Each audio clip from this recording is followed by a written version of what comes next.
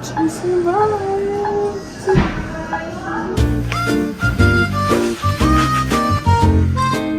So a lot happened. I was just too stressed to film what was happening from the time of my consultation to literally right now. I don't really have a primary care doctor, which is something that I've been struggling with ever since I've converted to a freelancer. So I just went to a random clinic to get my blood drawn out because the anesthesiologist and my surgeon needs to know that everything is fine with my blood before I go under the table. I went to that clinic about a week and a half before my consultation. They waited a week and a half to call me back and say, hey, there's something wrong with your blood. And I was just like, okay. If there's anything wrong, that means possibility of a pushback for the surgery. So turns out my sodium level was very, very, very low. When they called me, they were like, hey, go to the emergency room and get an IV. I went to the emergency room, got the IV. They tested me again and they said that everything was fine. It's just that that day I was severely dehydrated. So I really need to get on my shit and make sure that I drink my electrolytes. That was fine. I sent those results over to the clinic. Everything was good. And then prescriptions. I have a long list of prescriptions that I have to take, which I'm gonna list them out here so you guys can know what they are. The pharmacy that I chose didn't have it for some reason, and it was taking such a long time to come in, so I had them transferred over to a Dwayne Reed, which I got this one. So from the consultation to now, it was just me running around. Filmed a series of vlogs of me getting my nails done, lip injections, Botox, like, you know, everything was fine. Just like really, really scared for the anesthesia. Like, I think what scares me the most is being purposely put to sleep, which is absolutely insane. That's barbaric to me. That's demented. And it's really scary. Is it gonna be like this and I wake up? Oh, I was just knocked out for the entire surgery. Or am I gonna wake up and feel that I've been sleeping?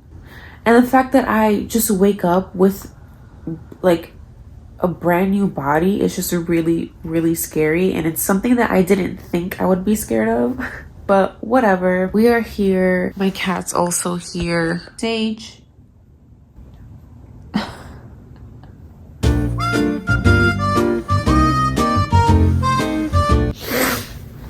Today is surgery day. My lips are so dry. Ugh. I also cannot eat or drink past midnight, and it is midnight right now and I am parched.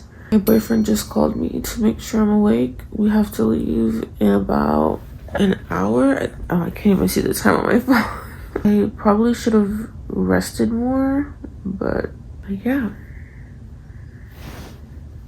Look who is here. Sage. Same spot he was last night when I fell asleep.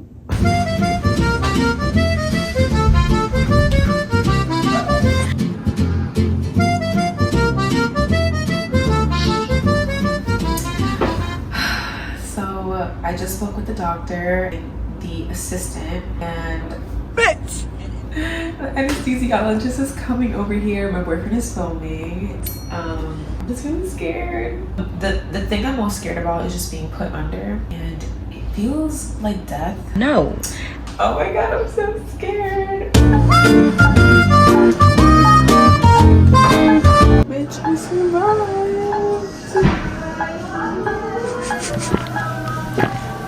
I'm just having some ginger ale and water. Big boobs.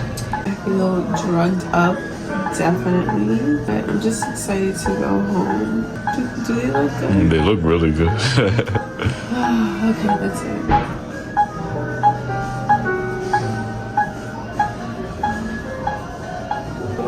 Okay. Yeah, that's it. Hi, so I am out of surgery. I don't know if you can see my mom in the back. Just a little silly. But I woke up very groggy, and surprisingly what hurt the most was my mouth and my teeth and my throat, and I was like, okay, what the hell is going on? But I think it was just like the bite thing that they had. Okay, so honestly, I think they told me that it was just a bite thing to not scare me. But in actuality, it was like a breathing tube. Like they put a breathing tube down my throat, and I think it got held together through my teeth, but I was breathing on my own. But they called it a bite thing. I mean, listen, I think it was just like not to scare me, but I think that's why my throat and my jaw was hurting so much.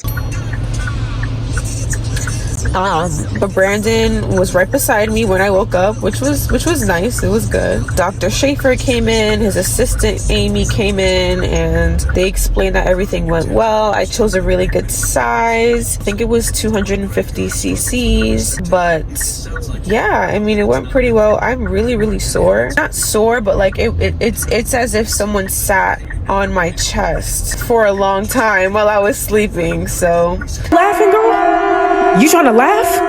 it's not bad now, but they did prescribe a muscle relaxer that I'm on the way to get right after we get food. So there's that. I don't know. I mean, I feel pretty conscious, but when one of the staff there was helping me get dressed, she's like, oh, you're not going to remember anything about this. And I'm like, what are you even talking about? But we'll see. The pain is kicking in a little bit. Might hurt.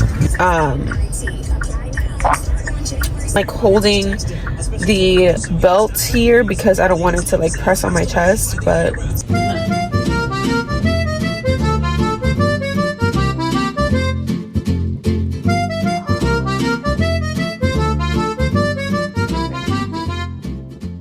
okay, I look like crap, obviously, but it's okay because I'm recovering from surgery. Let me tell you guys about the shit show that was earlier. I was a little bit hot, like I was a little bit on drugs to remember, but after the surgery, we were on our way to pick up the controlled drugs, which was the Valium and the Percocet. I'm not taking Percocet because I've heard of all the poop issues, okay? I'm not doing that. The Valium is there to control and relax your muscles because right now, every muscle in my body is extremely tight. It hurts more than my breasts, which is whatever. So we get there, and mind you, I think it's like a Walgreens or something. Oh, it's a Dwayne Reed. My boyfriend goes in for me, and they're refusing to give him the medication because the doctor is not under Medicaid. I knew this. Like, it's no problem. I was gonna pay out of pocket anyway. And that's what he was trying to tell the people. He's like, yo, they're refusing to give me the medication because he said that it needs to come from someone with my insurance.